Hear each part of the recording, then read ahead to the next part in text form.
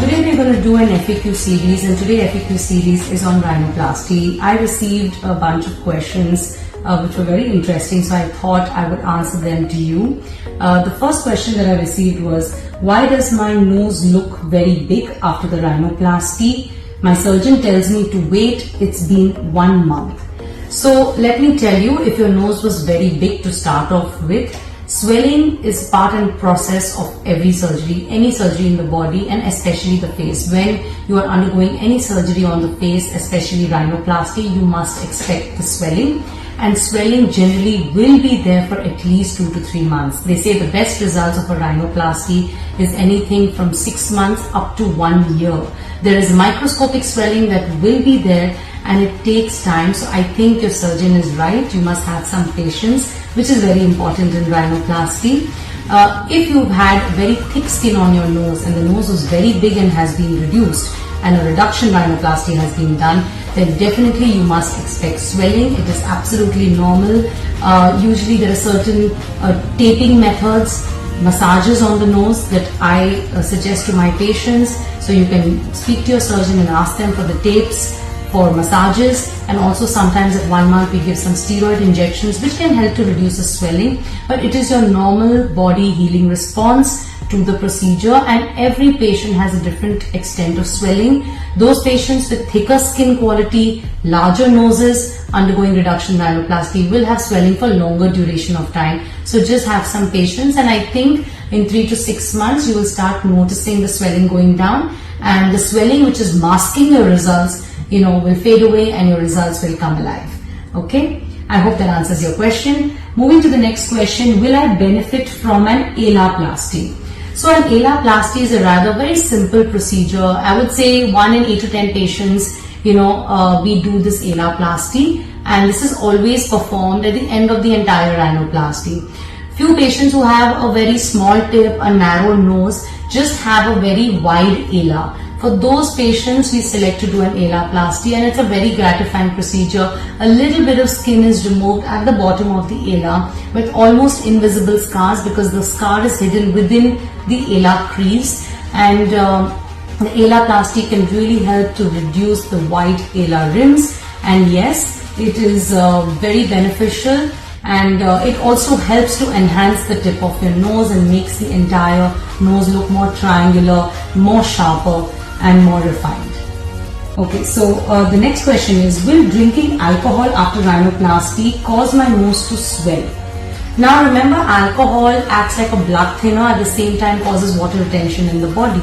So if you're undergoing any surgery in the body, whether it's a face surgery or a body surgery, you must try to abstain from alcohol at least 3 to 6 weeks after the surgery. I tell my patients at least to avoid alcohol even a week before the surgery to avoid any kind of water retention. The alcohol can tend to increase the swelling on the nose. So yes, please abstain at least for 3 to 4 weeks.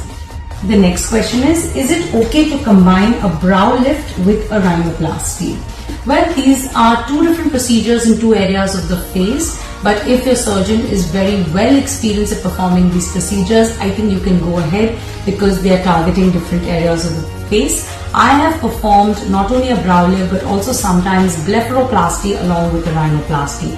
Since the brow lift is not a very long procedure, can be combined with the rhinoplasty, has separate incisions, not connected rhinoplasty, and in the same surgery you can undergo the recovery process all together rather than doing it separately and undergoing anesthesia 2 times. Well, a brow lift can also be done under local anesthesia at a later date, but you will also have another recovery time and again swelling for the second time. So you can decide you want to finish it at one go. Your surgeon is experienced, you can definitely perform both the procedures together. Well, I hope that answers your question, and let's move on to the next one, which is, can I do a lip lift surgery 3 days after a rhinoplasty surgery? So the scars of a lip lift and a rhinoplasty are very close to each other. So I would suggest, if you are doing the procedure, you can do it on the same day. The lip lift surgery has a scar just at the base of the nose, and obviously in a rhinoplasty you have a tiny scar at this mid columella region, especially when one is performing an open rhinoplasty.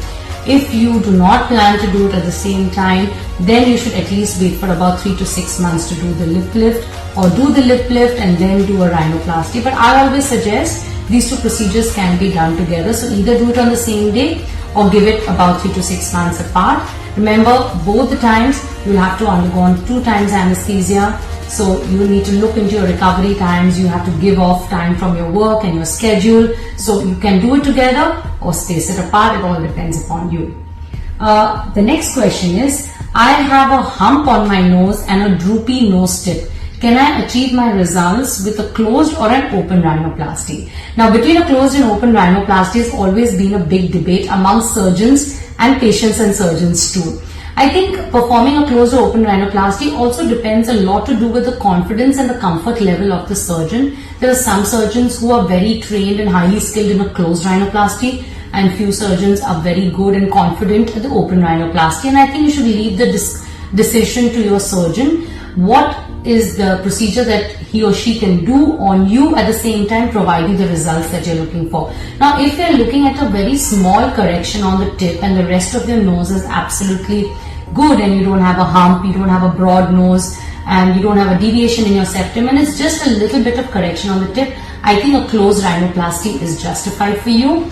But personally, if you have the problem of the hump as well as a droopy nose tip, there is always a little distortion in the cartilages and a little bit more of correction is needed. And I personally like doing an open rhinoplasty. The scar of an open rhinoplasty is absolutely inconspicuous, and within I think a few months my patients tell me that they can hardly see the scar. So scar is never an issue. I don't think you should be worried about a tiny little cut which is usually under the nose and it's never seen from the front view or the profile view. And I am more comfortable that I would treat your hump and a droopy nose tip with an open rhinoplasty. So yes, for small revisions and corrections in the nose, a closed rhinoplasty would be good. But I think when lot of major corrections are required, an open rhinoplasty gives the surgeon a 3D view of the entire nose anatomy, which helps him to do the procedure better. So I hope I've answered all your questions and you've received the answers and you're happy with it. Well, if you would like to know more about rhinoplasty, please do call our office, take an appointment with me, and I think an in-person consultation is very crucial for a rhinoplasty to understand you better, your desire, the kind of changes you're looking at your nose, and I would be more than happy to help you out and discuss the rhinoplasty with you.